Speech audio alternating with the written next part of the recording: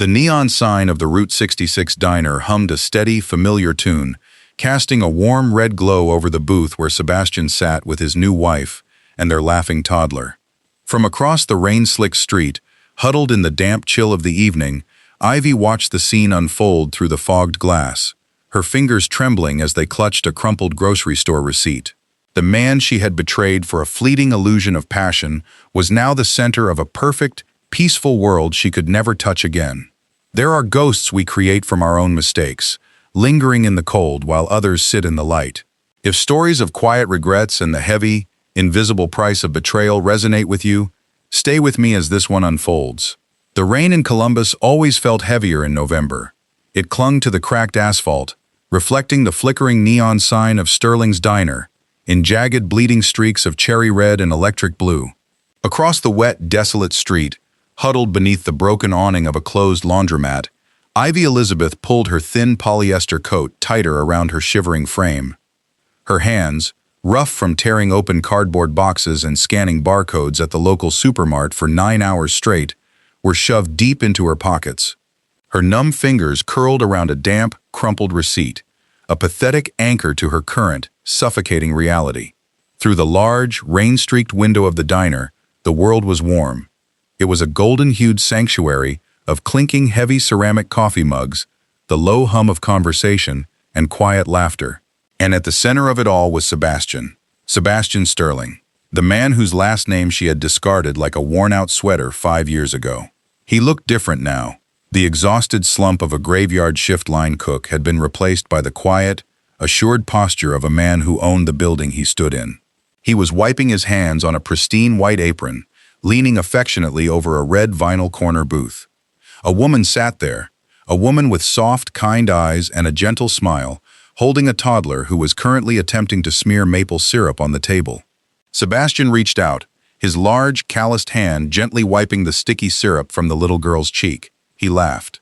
It was a rich, baritone sound Ivy couldn't actually hear through the thick glass and the drumming rain, but she felt it reverberate in the hollow cavern of her chest. It was a laugh he used to save strictly for her, back when they lived in a cramped, drafty studio apartment, back before the crushing weight of poverty had choked the life out of their marriage. Before Joseph Garcia. Just the stray thought of the smooth-talking delivery driver sent a wave of bile rising in Ivy's throat. Joseph had promised her a life of excitement, a golden ticket out of the endless cycle of past-due bills and the stale smell of fry grease that used to cling to Sebastian's clothes. But excitement, Ivy had learned the hard way, didn't pay the rent. When the novelty wore off and the harsh reality of a shattered marriage set in, Joseph had vanished, leaving her with nothing but a minimum wage badge and an ocean of regret. A sleek black car drove past, splashing dirty puddle water against Ivy's worn boots, but she didn't flinch. Her eyes remained locked on the diner window. She watched as Sebastian leaned down to kiss his wife, a soft, lingering press of lips that spoke of deep, unshakable trust. There was no desperate, illicit thrill in it. It was just peace. The exact kind of peace Ivy had traded away for a handful of cheap, fleeting thrills. Inside the diner, Mike Johnson, the manager and Sebastian's oldest friend, walked past the booth, dropping a fresh pot of coffee on their table with an easy grin. Ivy remembered Mike. She remembered how he used to look at her with quiet, knowing disapproval in the final months of her marriage, as if he could see the ugly secrets she was carrying, long before Sebastian ever did. Now, Mike was a permanent fixture in a beautiful life she was permanently barred from entering. Ivy took a slow step backward, letting the shadows of the laundromat swallow her whole. The autumn cold was finally seeping deep into her bones, but it was absolutely nothing compared to the freezing realization that had been building inside her for months. Sebastian hadn't exacted a fiery, destructive revenge. He hadn't fought for her, and he hadn't tried to ruin her life. He had simply let her go. And in doing so, he had built a beautiful, untouchable world right on top of the ashes of her mistake. She was a ghost, haunting a home she had burned down herself. And the worst part wasn't the freezing rain. The worst part was knowing, with absolute certainty, that she deserved to be out here in the dark. The memory of how it all began to rot always smelled like old frying oil. 5 years ago, the lock on the front door of their studio apartment would always stick. It was a persistent, metallic grinding sound that routinely shattered the quiet of 3:45 a.m. Lying on a mattress that sagged heavily in the middle, Ivy kept her eyes shut, pulling the scratchy, second-hand wool blanket up to her chin. She listened as Sebastian carefully worked the key, the door finally giving way with a soft creak. He always tried to be quiet. He stepped out of his heavy, oil-stained boots in the narrow hallway, his stocking feet padding softly across the worn linoleum. But silence could not mask the smell. It rolled off him in waves. A heavy, greasy cloud of scorched meat, stale French fries, and industrial bleach. It was a scent that had permanently embedded itself into the fibers of their cheap sofa, their curtains, and, to Ivy's mounting horror, her own hair. Through the sliver of light bleeding in from the street lamp outside, Ivy watched him through half-open eyelids. Sebastian looked gray. The exhaustion was etched so deeply into the lines around his mouth that he appeared 10 years older than his actual age. He moved sluggishly toward the cramped kitchenette, placing a small, crumpled brown paper bag on the chipped formica counter. Inside would be a slightly squashed blueberry muffin or a leftover slice of pie, things he salvaged from the diner's discard tray, bringing them home as silent offerings of affection. To Sebastian, it was a gesture of love. To Ivy, it was a humiliating reminder of their destitution. She didn't want leftover pastries. She wanted to walk into a bakery in the daylight and buy something fresh with a credit card that wouldn't be declined. He walked over to the edge of the bed. Ivy held her breath, stiffening her posture to feign deep sleep. Sebastian slowly sank to his knees beside the mattress. He reached out, his hand hesitating for a moment, before his fingers gently brushed a stray lock of hair away from her face. His skin was rough, heavily calloused from gripping hot pans, and the faint sting of an onion scent lingered on his fingertips. A visceral wave of repulsion rolled through her stomach. She didn't flinch, but her jaw clenched so tightly her teeth ached. She lay there, trapped in the dark, suffocated by the reality of what her life had become. She had been the bright, ambitious girl in high school, the one everyone said would move to New York or Chicago. Instead, she was stuck in a freezing apartment in Ohio, married to a man whose highest aspiration was making shift manager at a greasy spoon. Sebastian let out a long, heavy sigh, a sound carrying the weight of a 12-hour shift and the stress of a stack of red-letter utility bills sitting on their coffee table. He leaned down, pressing a soft kiss to her forehead, then quietly gathered his things to shower in the cramped, mildewed bathroom. As the water pipes groaned and the shower sputtered to life, Ivy finally opened her eyes, staring at the water stains on the ceiling. The resentment inside her was no longer just a fleeting thought. It was a living, breathing entity. It was a cold, hard knot in her chest, whispering that she deserved more than a life of counting pennies and smelling like poverty. She didn't know it yet, but the door to betrayal had already been unlocked in her mind, long before Joseph Garcia ever stepped through it. The fluorescent lights of the local stop-and-go cast a sickly, pale glare over the scuffed linoleum floor, humming with a low, electric buzz that matched the dull ache in Ivy's temples. It was 3 in the afternoon, on a dreary Tuesday, 5 years ago. Outside, the Ohio sky was the color of wet concrete, threatening freezing rain. Behind the counter, Ivy mechanically dragged a barcode across the scanner, the sharp beep echoing in the empty store. She felt invisible, reduced to a blue polyester vest and a name tag that was slightly crooked. Then, the bell above the door chimed. Joseph Garcia did not walk into a room. He coasted. He wore the dark brown uniform of a major logistics company, the fabric crisp and neatly pressed, highlighting the broad set of his shoulders. He carried a digital clipboard under one arm and pushed a small dolly of inventory boxes with an effortless, careless grace. As he approached the counter, the first thing Ivy noticed was not his easy, crooked smile, but the air around him.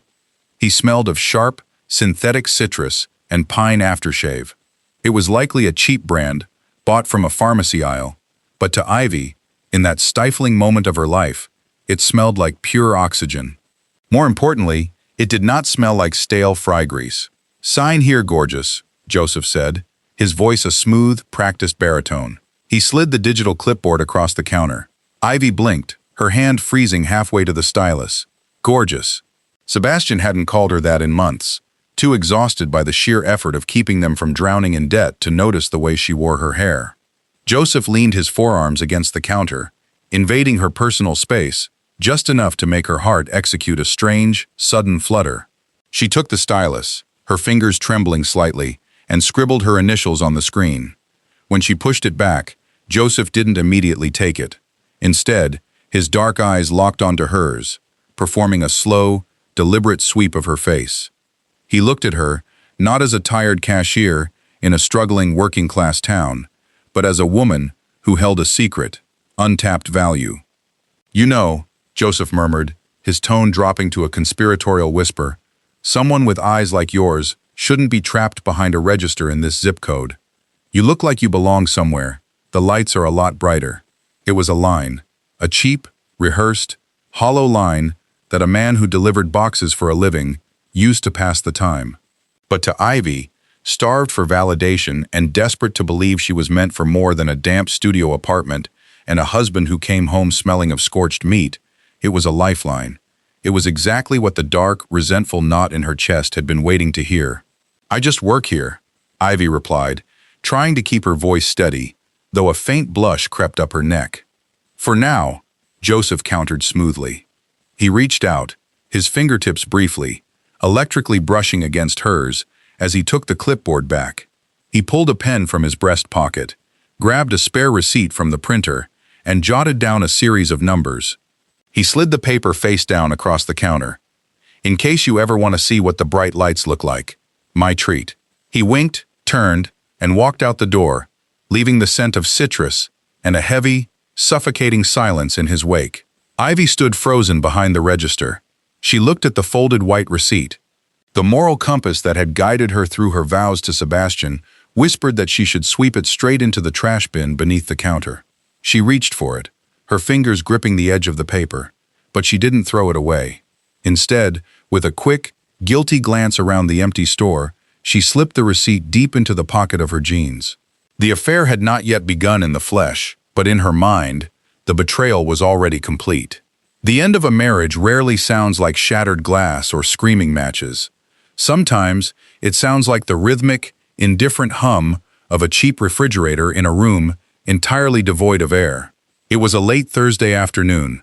Ivy had just unlocked the apartment door, her mind already rehearsing the usual litany of complaints she used to keep Sebastian at a distance. Her feet hurt, the manager at the convenience store was a tyrant, the heating bill was due. She dropped her keys into the ceramic bowl by the entrance, the sharp clatter echoing too loudly in the small space. Sebastian was supposed to be midway through a double shift. Instead, he was standing in the center of their narrow living room, still wearing his grease-stained work pants and a faded white undershirt. The diner's ventilation system had broken down, forcing an early closure. He wasn't moving. He was staring down at the flimsy wooden dining table. Ivy followed his gaze. Lying face up on the scratched surface was her cell phone. The screen was illuminated, glowing brightly in the dim, dust-moted afternoon light. An incoming text message from an unsaved number sat brazenly on the lock screen. It was Joseph. The preview text was brief, graphic, and entirely undeniable, referencing their encounter in the back of his delivery truck the day before. A cold panic seized Ivy's chest, freezing the blood in her veins. Her defensive armor instinctively snapped into place. She opened her mouth, a dozen excuses rushing to her tongue. She was prepared to cry, to blame his absence, to scream about the crushing weight of their poverty, to tell him that he had driven her into the arms of someone who actually made her feel alive. She braced herself for his fury, for the moment he would flip the table or curse her name. But Sebastian did none of those things. He slowly lifted his head, and when his eyes met hers, the absolute emptiness in them made Ivy's breath catch in her throat. There was no rage. There was no sorrow. The exhaustion that usually clung to his features had been entirely eclipsed by a chilling, hollow detachment. He looked at her not as a betrayed husband looking at his wife, but as a man observing a stranger who had trespassed in his home. Without a single word, Sebastian turned his back to her. He walked to their cramped closet, pulled his battered canvas duffel bag from the top shelf, and unzipped it. The harsh rasp of the zipper was deafening. Methodically, he began taking his few worn work shirts and jeans off their plastic hangers, folding them, and placing them into the bag. "Sebastian," Ivy whispered, her voice trembling, suddenly terrified by the script she could no longer control. "Say something." Please, yell at me." He didn't pause. He didn't look up. He zipped the bag shut, swung the heavy strap over his shoulder, and walked past her toward the kitchen counter. He stopped by the sink. With a quiet, deliberate motion, he gripped his left hand, twisted the simple silver band off his ring finger, and set it down on the chipped formica. Clink. The metallic sound was incredibly small, yet it felt like a physical blow to her stomach. Sebastian walked to the front door, opened it, and stepped out into the hallway. The door clicked shut behind him with a gentle, final precision. He hadn't asked for an explanation. He hadn't fought for her. He had simply looked at the woman she had become, decided she was no longer worth his time, and erased her from his life in less than 5 minutes. Standing alone in the quiet apartment, staring at the abandoned ring, Ivy realized that his silence was a far more brutal punishment than his anger ever could have been. The radiator in Ivy's current apartment did not hum, it rattled, a metallic, sickly sound that did absolutely nothing to chase away the November chill. Sitting at a folding card table that served as her dining space, Ivy stared blindly at a stack of envelopes. Most of them bore the harsh, red stamps of final notices. The sight of them did not induce panic anymore. It only brought a dull, hollow ache and a memory that tasted like cheap beer and stale cigarette smoke. The fantasy of Joseph Garcia had not ended with a dramatic climax or a fiery confrontation. It had bled out slowly, painfully, over the course of 8 miserable months, until there was nothing left but resentment. 3 years ago, the citrus and pine cologne that had once seemed so intoxicating had long been replaced by the sour scent of unwashed laundry and stale beer. When they had first moved into a cramped one-bedroom apartment, Joseph had spun grand tales of promotions and investments. But when the reality of daily life set in, when the rent was due, when the groceries needed to be bought, when the sink backed up, the charming delivery driver vanished, leaving behind a bitter, lazy man who spent his afternoons scrolling through his phone on their thrift store sofa. The end came on a Tuesday, mirroring the day it had all begun.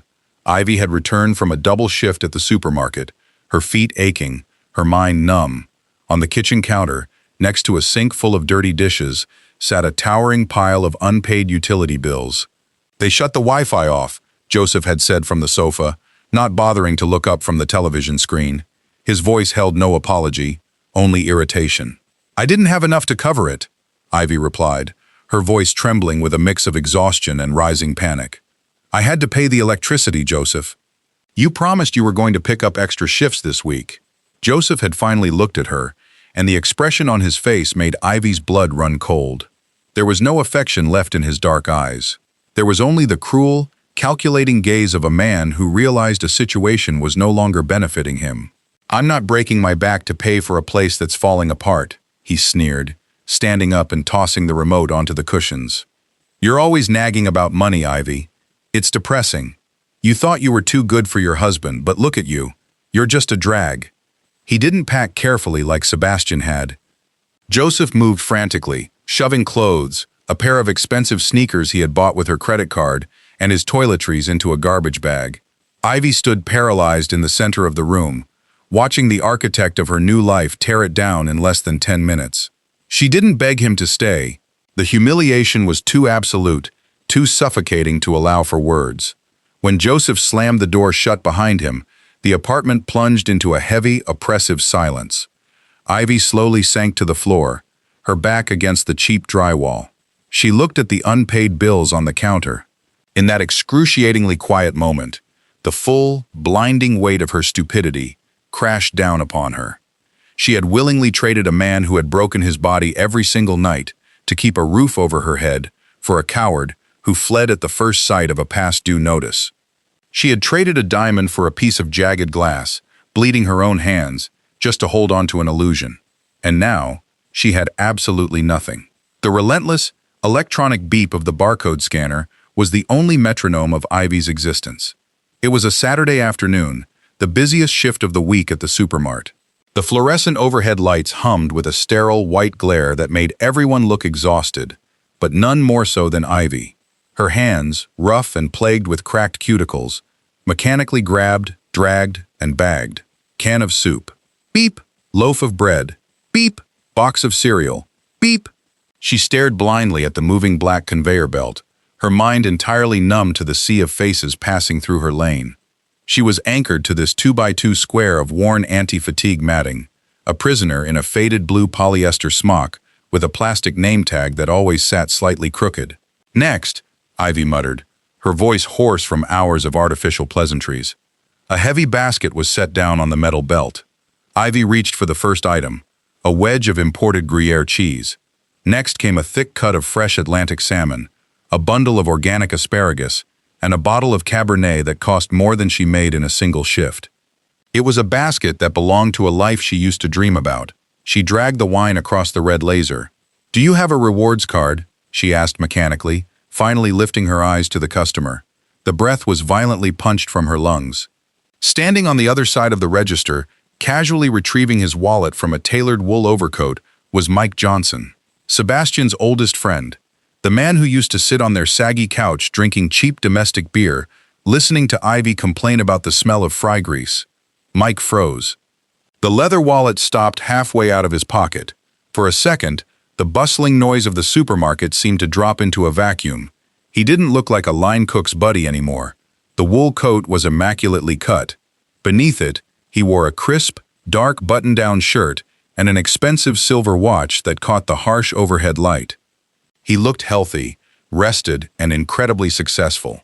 The contrast between him and Ivy, standing in her cheap uniform with her hair pulled back into a messy, unwashed knot, was so jarring it felt like a physical assault. "Hello, Ivy," Mike said.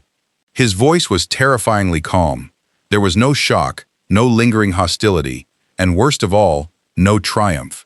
If he had smirked, if he had thrown a condescending remark about how far she had fallen, Ivy could have handled it. She could have summoned a spark of defensive anger. But Mike just looked at her, his dark eyes sweeping over the bruised circles under her eyes and the cheap smock. What settled on his face was profound, heavy pity. It was the way one might look at a stray dog limping on the side of a highway. A tragic sight, but ultimately, not his problem. "Mike," Ivy choked out. Her fingers began to tremble so violently, she nearly dropped the bottle of wine. She fumbled with the plastic bag, her cheeks burning with a hot, shameful flush. I didn't know you shopped here." "I don't, usually," Mike replied politely, his tone devoid of any real warmth. "But the new location is just down the street. Needed to grab a few things for a dinner party tonight. Sebastian and his wife are coming over." He delivered the information smoothly, without any malicious inflection, but the words sliced through Ivy like a scalpel. The new location, Sebastian and his wife. Dinner party.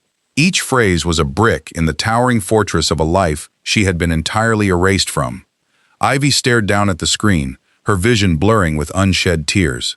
"That will be $84.20, she whispered. Mike tapped his credit card on the terminal. The machine chimed a cheerful approval. He gathered his heavy brown paper bags, slipping his receipt into his coat pocket. He looked at her one last time, the pity in his eyes hardening into a quiet, final dismissal. "Take care of yourself, Ivy." He didn't wait for a response.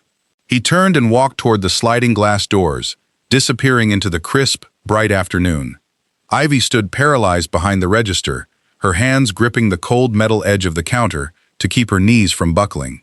She had spent years trying to convince herself that she had simply made a bad bet on Joseph.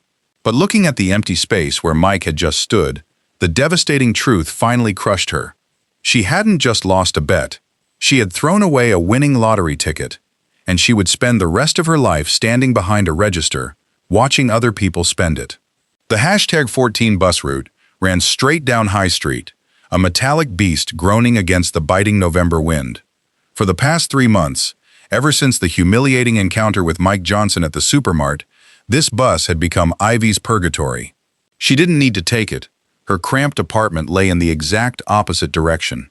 Yet 3 nights a week, she dropped her exact change into the fare box and sat in the very back, riding 20 minutes out of her way just to get off at a desolate corner, 2 blocks from Sterling's diner. She never crossed the street. She stayed on the periphery, a frail shadow wrapped in a faded green polyester coat, hiding behind the thick trunk of an old oak tree or the brick facade of a closed pawn shop. It was a masochistic ritual, a compulsion she could not break. Tonight, the air was sharp enough to make her lungs ache.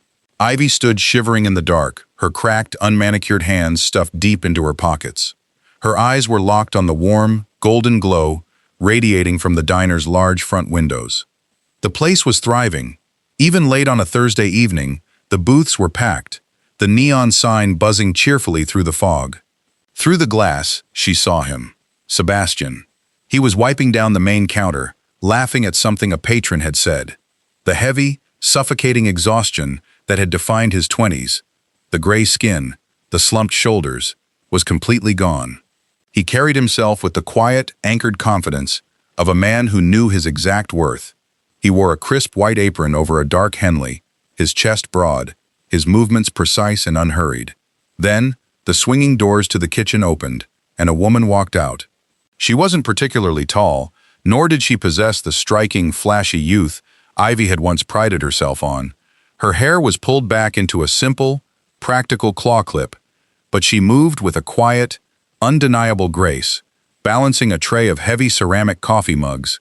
This was the woman Mike had mentioned, the new wife, the one who had started as a waitress when the diner was on the verge of bankruptcy, who had scrubbed the grease off the floors beside Sebastian, who had believed in him when he was nothing more than a discarded, broken-hearted man with a mountain of debt. Sebastian looked up from the counter. The way his eyes softened when they landed on her made Ivy's chest violently cave in. It wasn't the desperate, apologetic affection he used to offer Ivy when he came home at 4 in the morning. It was reverence. It was an unshakable, equal partnership. He reached out as his wife passed by the register, his thumb casually brushing a stray lock of hair behind her ear. She leaned into the touch, offering him a soft, private smile, a natural, practiced intimacy that spoke of years of mutual survival and deep, unconditional loyalty. Ivy pressed her back against the freezing brick of the pawn shop, sliding down slowly until she was crouching in the shadows, her knees pulled to her chest. The damp cold seeped through her thin jeans, but she barely felt it. She was suffocating on the truth. For years, to survive her own guilt, she had told herself the lie that their marriage failed because of circumstance, because of the poverty, because of the grueling graveyard shifts, because of the inescapable smell of cheap grease. But watching Sebastian thrive, watching him build an empire of warmth and stability from the ground up, stripped away the final, protective layers of her delusion. The poverty hadn't ruined him. She had. Her constant dissatisfaction, her resentment, her cruel betrayal. She had been a parasite draining his spirit. Leaving her wasn't a tragedy for Sebastian. It was an amputation that had saved his life. And now, as she watched him kiss the forehead of the woman who had helped him heal, Ivy knew she was exactly where she deserved to be. Outside in the freezing dark, an invisible ghost haunting a paradise she had been too blind to appreciate and too selfish to keep.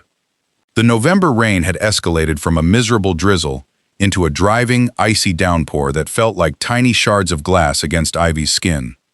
The meager protection of the pawnshop awning was entirely useless against the shifting wind. Within minutes, her cheap polyester coat was soaked through, the frigid water seeping into her bones and making her teeth chatter uncontrollably. Across the slick, black asphalt, Sterling's diner glowed like a beacon. The neon sign reflected in the deep puddles, a vibrant, taunting mirage of warmth and shelter. Ivy had promised herself she would never cross that street. She had sworn to accept her punishment in the shadows, to bear witness to Sebastian's happiness without ever contaminating it with her presence. But as the freezing wind howled down High Street, a sudden, overwhelming wave of desperation shattered her fragile resolve. She didn't just want to watch anymore. The isolation was too complete, the cold too absolute. She needed to feel the warmth of that room. She needed to hear his voice, unmuted by thick glass and rushing traffic, even if it was just for 5 minutes. Before her rational mind could stop her, her worn boots were moving across the flooded crosswalk. Ivy pushed the heavy glass door open. A brass bell mounted at the top chimed with a sharp, clear ring that sounded as deafening as a gunshot in her ears. The immediate wave of heat that washed over her was intoxicating. It carried the rich, heavy aromas of roasted dark roast coffee, simmering beef broth, and the faint, sweet underlying scent of vanilla from the bakery case. It was the exact amalgamation of smells that used to cling to Sebastian's clothes, the very smells she had once viciously scrubbed her apartment to eradicate. Now, Standing dripping wet on the checkered floor mat, Ivy inhaled it like oxygen. It smelled like safety. It smelled like home. The diner was mostly empty, the late-night crowd having thinned out to a few solitary truckers and a couple huddled in a front booth. Ivy kept her head down, her wet hair plastered to her cheeks, pulling the collar of her damp coat up as high as it would go. She moved quickly, slipping past the illuminated pie display and sliding into the furthest booth in the back, shrouded in the shadows of a large, slightly overgrown pothos plant. Her trembling hands instantly reached for the large, laminated menu tucked behind the napkin dispenser. She flipped it open, propping it up like a shield just below her eyeline. "Make sure the fryers are completely drained by 11, Jimmy," a voice called out from the direction of the open kitchen pass. "I want everyone out of here on time tonight." The weather is only getting worse. Ivy stopped breathing. Her fingers gripped the edges of the stiff plastic menu so tightly, her knuckles turned stark white. It was Sebastian. His voice was a steady, rich baritone that effortlessly cut through the low hum of the refrigerators and the soft country music playing from the overhead speakers. There was no trace of the bone-deep exhaustion that used to make his words slur together at the end of a long shift. He sounded authoritative, grounded, and profoundly calm. Ivy closed her eyes, a single, hot tear slipping loose and mixing with the cold rainwater on her jaw. The sound of him speaking sent a painful, jagged ache straight through her chest. She sat completely frozen in her dark corner, a soaking wet, destitute trespasser, hiding behind a list of sandwiches she couldn't afford. She knew she was playing a dangerous, masochistic game. She was sitting inside a powder keg of her own making, holding her breath, terrified of the moment the man she had thrown away might look up and see the ruin she had become. The swinging doors of the kitchen squeaked open, a sharp, mechanical sound that cut cleanly through the low murmur of the diner. Sebastian stepped out into the main dining area, carrying a short stack of freshly printed inventory sheets. He moved with the practiced, unhurried efficiency of a man who knew exactly how many steps it took to cross his own floor. He wiped a faint dusting of flour from his forearm with a clean white towel, his mind clearly ticking through a mental checklist of closing procedures. Ivy sat entirely paralyzed in the corner booth, the large, laminated menu trembling violently in her damp hands. The relentless rain hammered against the large pane of glass beside her, acting as a chaotic, drumming soundtrack to the violent pounding of her own heart. The freezing rainwater from her hair dripped slowly down her neck, tracing a line of ice against her collarbone, but she didn't dare reach up to wipe it away. Sebastian paused near the front register. He neatly aligned the inventory sheets on the stainless steel counter, tapping the edges into a perfect square. Then, he lifted his head, his dark brown eyes sweeping methodically over the room. He checked the front booth where a young couple was speaking in hushed tones, then glanced at the solitary trucker nursing a black coffee at the counter. Finally, his gaze drifted to the back of the room, toward the shadows, toward the drooping, slightly overgrown pothos plant. He stopped. The stillness that overtook Sebastian was not born of shock, but of a sudden, acute calibration. He didn't drop his towel. He didn't gasp or take a reflexive step backward. He simply went perfectly, terrifyingly rigid. Even in the dim lighting, even with the collar of her soaked green polyester coat pulled high and her wet hair plastered to her skull, Ivy knew she was unmistakably exposed. The familiar defeated slope of her shoulders, the nervous, tight way she hunched inward to make herself smaller, these were the subtle, physical tells of a woman he had spent a decade memorizing and 5 long years actively attempting to forget. For 3 agonizing seconds, the world inside the diner ceased to spin. The soft, melancholic twang of an acoustic guitar playing from the overhead speakers felt a million miles away. The air between them grew impossibly heavy, thick with the ghosts of a cramped, grease-scented studio apartment and a cheap silver wedding band left abandoned on a Formica counter. Ivy's lungs burned, starved for oxygen. She felt an overwhelming childish urge to slide beneath the table, to vanish completely into the cracked red vinyl cushions. Yet, a morbid, desperate sliver of hope anchored her in place. She waited for the crack of his composure. She braced herself for the narrowing of his eyes, the tightening of his jaw, the flare of righteous, furious vindication that he had every right to unleash upon her. Slowly, her trembling fingers lost their strength, loosening their death grip on the plastic edges of the menu. It slipped downward, revealing her hollowed cheeks, the dark, bruised circles of exhaustion beneath her eyes, and the inescapable, glaring truth of her destitution. Their eyes finally locked. The collision of their gazes was devastating precisely because of what it lacked. There was no fire in Sebastian's stare. There was no lingering, tragic affection, no bitter resentment, and absolutely no anger. As he looked at the woman who had shattered his heart and nearly bankrupted his soul, his expression settled into an impenetrable, chilling calm. It was the look of a man encountering a ghost from a past life he barely recognized, a tragic, pitiable apparition that held absolutely no power over him anymore. Ivy's breath hitched, a soft, strangled gasp catching in her throat as the realization slammed into her chest like a physical blow. She had braced for his hatred, but she was entirely unprepared for the absolute cruelty of his indifference. The distance between the front register and the back corner booth was exactly 22 paces. Ivy counted every single one of them in her periphery as Sebastian moved toward her. He didn't march with the heavy, aggressive footfalls of a man rushing to confront his betrayer. He walked with the measured, steady grace of a proprietor checking on a lingering patron before closing time. On his way, he paused briefly at a side station. He picked up a clean, heavy glass tumbler and filled it from a stainless steel carafe of hot water. It was a fluid, deeply ingrained act of hospitality, completely devoid of any personal intimacy. When he finally stopped at the edge of her table, he did not slide into the empty red vinyl seat across from her.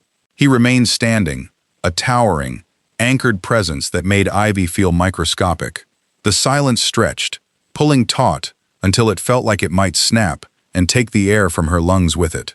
Ivy kept her chin tucked, her wet hair clinging to her shivering jaw. She could see his hands, the same hands that used to scrub at grease stains over a cramped bathroom sink. They were clean now, resting casually by his sides. On his left ring finger, a new, thick gold band caught the muted light of the diner. Sebastian reached forward and set the glass of hot water on the table. Clink. The soft sound of glass against formica echoed violently in Ivy's memory, a phantom mirror of the day he had set his silver wedding band on their kitchen counter and walked out. "We'll be locking the doors in about 10 minutes, ma'am," Sebastian said. His voice was a smooth, polite baritone. There was no tremor of suppressed rage, no sharp edge of sarcasm, and no underlying sorrow. He was speaking to her with the exact same courteous, professional cadence he had used to address the solitary trucker at the counter. He had called her ma'am. Ivy finally lifted her head. Her eyes were bloodshot, swimming with heavy, hot tears that immediately spilled over her lower lashes, carving clean tracks through the dampness on her cheeks. She looked at him, silently begging for a crack in his armor. She wanted him to yell. She wanted him to call her the terrible names she called herself every single night in her freezing, empty apartment. If he hated her, it meant she still mattered. It meant the ghost of their marriage still occupied a room in his mind. "Sebastian," she whispered, her voice fracturing into a pathetic, wet rasp. The name tasted like ash on her tongue. I'm so sorry. I am so sorry." The apology hung in the warm, coffee-scented air, heavy and entirely useless. Sebastian looked down at her. He watched a drop of freezing rainwater slide off the collar of her cheap coat. He saw the deep, bruised hollows under her eyes, the cracked skin of her lips, and the absolute ruin of the woman he had once sworn to protect. For a fraction of a second, something flickered in his dark eyes, an acknowledgement of the tragedy, a fleeting recognition of a life derailed. But it was not affection. It was the same distant, clinical pity one might feel when passing a minor car accident on the highway. He did not offer her absolution. He did not offer her condemnation. He offered her absolutely nothing. "The hot water will help with the chill," Sebastian said quietly, his tone remaining perfectly even. "Have a safe walk home." He gave a brief, polite nod, a dismissal so absolute it felt like a physical execution, and turned his back to her. He walked away, returning to his inventory sheets at the front counter without a single backward glance, leaving Ivy entirely alone with a glass of water she did not have the strength to touch. Ivy stared at the glass of hot water resting on the scratched formica table. The steam rising from its surface was thin and fragile, dissipating into the cool air of the diner before it could even reach her face. It was such a mundane, simple offering, yet to Ivy, it felt like a towering monument to her total failure. There was no fiery confrontation, No dramatic closure, just tap water in a heavy glass tumbler given to a stranger to keep the chill away. Before she could summon the strength to slide out of the red vinyl booth, a heavy, solid oak door near the back of the kitchen swung open. A little girl, no older than 3, tumbled out into the main dining area. She was clad in bright yellow rain boots and a pair of soft pink pajamas, her dark, unruly curls bouncing as she ran. "Daddy!" The high, sweet word pierced the quiet, melancholic hum of the diner, ringing out clearer than the brass bell above the front door. Ivy stopped breathing entirely. She watched from the shadows as Sebastian, the man who had just stood before her like a monolith of impenetrable ice, completely melted. The rigid, professional posture instantly dissolved. He dropped the clipboard onto the stainless steel counter, a wide, luminous smile breaking across his face. It was a smile that reached the very corners of his eyes, instantly erasing the lingering ghosts of his grueling graveyard shifts and the heavy betrayals of his past. He knelt on the checkered floor, opening his arms wide to catch the toddler as she barreled into his chest. He hoisted her up into the air, making a low, swooping sound that drew a burst of infectious, bell-like laughter from the child, before settling her comfortably onto his hip. Then, his wife stepped out of the office. She walked up behind Sebastian, a warm, easy grace in her step. She didn't look nervously around the room or check her reflection in the glass. She belonged there. She reached out, her fingers gently adjusting the collar of the toddler's pajama shirt, while her other hand came to rest naturally, effortlessly, on the small of Sebastian's back. Sebastian turned his head and kissed his wife. It was a brief, gentle press of lips, entirely devoid of the performative, desperate urgency that Joseph had always demanded in their illicit encounters. It was the kiss of a man who knew he was anchored, a man who had built a fortress of absolute trust, and was deeply grateful for the woman standing inside it with him. Trapped in the dim lighting of the corner booth, Ivy physically felt her isolation constricting around her throat like a damp wool scarf. The distance between her dark corner and the brightly lit register was only 22 paces, but looking at them, it might as well have been a different universe. Every detail of the scene before her was a jagged piece of glass twisting in her chest. The warmth, the unforced laughter, the quiet, unshakable loyalty radiating from the three of them. This was the harvest of the seeds Sebastian had planted during those long, exhausted years of their youth. He had always possessed the capacity for this incredible, sheltering love. He had tried to give it to her, wrapped up in leftover diner muffins and quiet mornings in a freezing studio apartment. But Ivy had been too blinded by her own resentment, too obsessed with the smell of cheap fry grease and the shallow illusion of a more exciting life, to let it bloom. She had set the soil on fire, and now, starving and freezing in the dark, she was forced to watch someone else tend the beautiful garden that grew from the ashes. The little girl pointed toward the front window, babbling happily about the rain pounding against the glass. Sebastian laughed, a rich, resonant sound that vibrated through the floorboards. His wife leaned her head against his shoulder for a brief second, sharing a quiet, private look of profound contentment. Ivy looked down at her own hands resting on the table. They were cracked, red, and entirely empty. She was untethered, unwanted, and entirely forgotten. Slowly, moving like a woman who had aged decades in a single hour, Ivy slid out of the booth. She didn't want to ruin the picture. She didn't belong in the frame. Ivy stood up unsteadily, her legs feeling like lead. She didn't touch the glass of water. She didn't cast a single backward glance toward the brightly lit counter where Sebastian and his family stood wrapped in their impenetrable bubble of warmth. She pushed the heavy glass door open, the brass bell chiming a sharp, final farewell as she stepped back out into the brutal Ohio night. The rain hadn't stopped. If anything, the wind had grown fiercer, immediately biting through her soaked coat and chilling her to the bone. Ivy began the long, punishing walk down the desolate stretch of High Street, the neon glow of Sterling's diner slowly fading into the darkness behind her. She knew exactly what awaited her tomorrow. Waking up at 5 in the morning in a freezing, mold-scented apartment, putting on the same faded blue polyester smock, and standing behind a register to scan groceries for people living the lives she could only dream of. Sebastian hadn't destroyed her with lawyers, shouting matches, or vindictive sabotage. He had executed the most flawless, devastating revenge possible simply by moving on. He had built a vibrant, beautiful life and left her entirely in the past, and that was the ultimate, inescapable sentence for Ivy Elizabeth. She would spend the rest of her days carrying a psychological wound that would never heal, haunted by the ghost of a perfect family she had once held in her hands, only to crush it for a handful of dirt. She was a spectator to her own ruin, forever standing on the outside, in the cold and the dark,